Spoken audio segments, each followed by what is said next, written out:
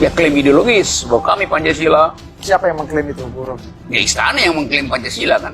Menurut saya, Saudara Rocky berarti dalam hal ini kurang teliti. Justru saya mau terangkan, kalau nggak ada unsur dari luar, kenapa ada klaim kami Pancasilais yang kalian bukan? Itu soalnya kan. Itulah seperti yang dikatakan Rocky Kita tadi. harus dibubarkan karena ide khilafahnya itu adalah sebuah proses pembangkangan terhadap negara. Oke.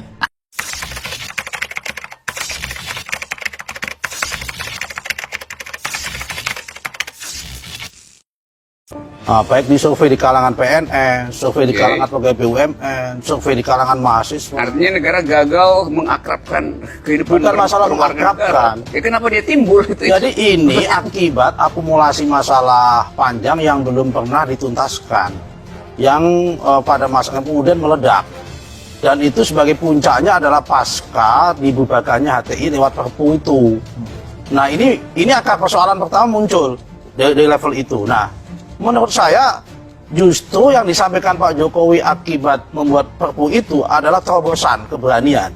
Karena kalau menunggu undang-undang yang itu lama. Jadi ini tinggal masalah teknikal kemudian diatur, tapi soal konten dan substansi sudah benar menurut saya. Tapi kalau kemudian ini disikapi bahwa ini bukan sebuah aspek ideologi, ini ideologi yang sangat fundamental. Dan surveinya kencang kuat loh. Dan ini levelnya presidensial ya, makanya kemudian di-highlight oleh kedua calon presiden di debat presiden. Nah makanya tapi kemudian itu menjadi bola liar di masyarakat, ya kan? Karena kebetulan ketika proses ini berlangsung, tadi saya katakan di awal banyak tokoh-tokoh Islam maupun tokoh-tokoh agama yang tidak setuju pada proses pembubaran HTI dan bahkan kemudian terlibat kampanye proses pembenaran khilafah dalam konteks keindonesiaan itu hari ini menjadi sayap pendukung utama dari Pak Prabowo. Sebelum itu kita kemudian break, memunculkan perlawanan juga pada kelompok yang anti khilafah. Sebelum kita break, saya kasih kesempatan Rocky dulu. Ya tetap soalnya negara gagal memelihara keakraban berwarga negara tuh. Bahkan membubarkan HTI tanpa prosedur hukum yang tepat. Jadi itu menimbulkan pertanyaan, kenapa setelah dibubarkan bahkan negara masih memerlukan diktum yang sangat arogan, yaitu kami Pancasila. Itu yang saya tanya dari awal dan nggak ada yang mau jawab.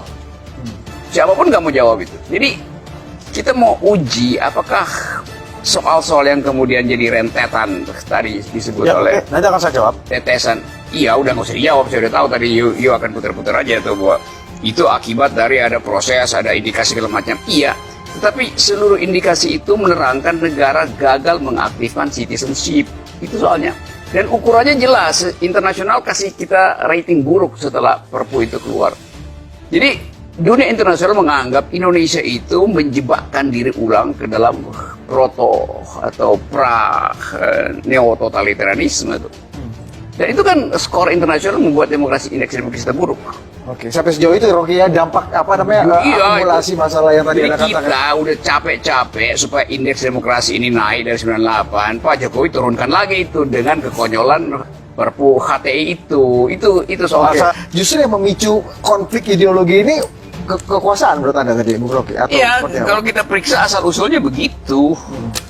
Ya kan nggak ada pikiran strategis, kan mesti dihitung. Ini efektif nggak pembubaran HTI misalnya tuh? Itu berlawanan nggak dengan prinsip internasional hak asasi manusia tuh? Dia kalau langsung ini gerakan berbahaya, iya, itu rumusan pemerintah. Tapi secara sosiologis rumusan itu akan dievaluasi oleh dunia internasional sebagai pelanggaran hak asasi demokrasi itu, sehingga rating kita turun karena itu. Jadi kampanye buruk terhadap hak asasi manusia. Bukan karena ada persoalan ideologis kemudian diobati dengan Perpu itu. Bukan. Ada penyakit, obatnya Perpu. Dari awal persoalan ideologis kita berbasis pada konstitusi yang saya sebut tadi, Piagam Jakarta, konflik horizontal segala macam, isu agama. Iya, tapi itu bisa dirawat toh. Selama soal HTI itu ada sejak zaman SBY, udah ada tuh. Tapi SBY biasa-biasa aja nangani itu, tidak menimbulkan gejolak. Baik, Mas Usron. Itulah bedanya Jokowi sama SBY. Dan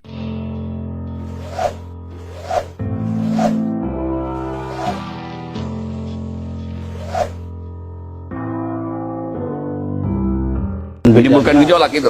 dan bedanya negara yang memahami bahwa dalam rangka menyelamatkan masa depan negara dibandingkan dengan Rocky Gerung yang hanya dia dari sudut pandang pikiran dia nggak ketemu.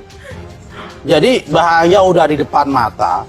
Apa Ya bahayanya? kan, bahwa ini makin hari makin tumbuh subur. Dulunya dikelola, dibiarkan sehingga makin marak di mana-mana. Sehingga butuhlah cara. Caranya apa? Caranya ini lewat lompatan legislatif.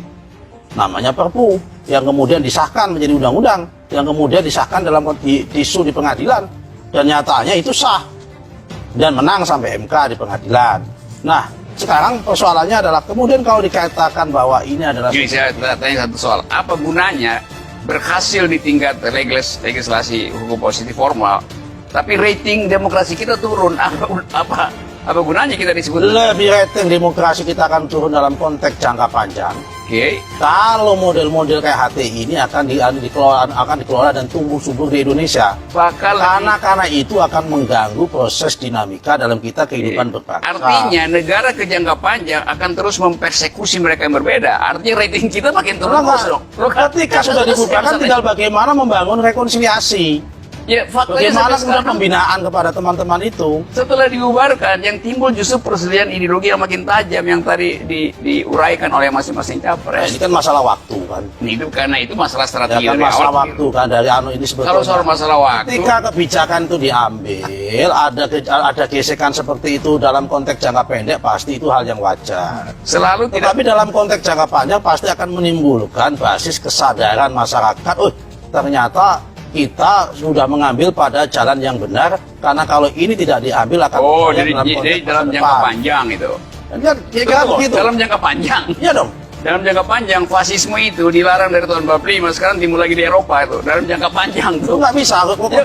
Konteksnya nggak di situ. Sama problemnya, karena pengelolaan kewarganegaraan, keakraban citizenship tidak diperhatikan oleh negara tuh. Jadi rating negara Basis persoalannya tidak di situ. Basis persoalannya adalah masalah kesadaran ideologi yang Bukan. ini akibat daripada tekanan-tekanan dan keliaran berpikir masyarakat yang perlu didisiplinkan. jadi soal itu kan bukan soal jangka panjang kan, sebab jangka panjang lebih Enggak ada lagi nanti. Ini dalam rangka untuk Yang mana menata konteks demokratisasi Indonesia jangka panjang juga dalam konteks Karena itu teori jangka panjang dibatalkan oleh fenomena di Eropa itu.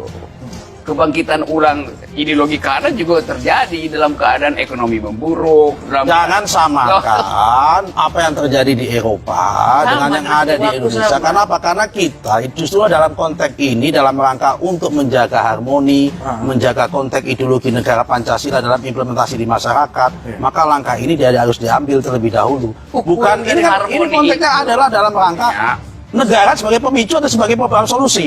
Anda menyebut negara sebagai pemicu. Kalau saya sebaliknya, negara justru sudah mengambil sebuah keputusan secara tepat dalam rangka mengambil Karena Justru itu mengatasi masalah, bukan Iya dong, memperburuk masalah. Karena kalau ukurannya harmoni, presiden mesti nggak marah-marah di Jogja. Jadi presiden sendiri merasakan akibat dari kebijakannya, pantun baliknya ke dia.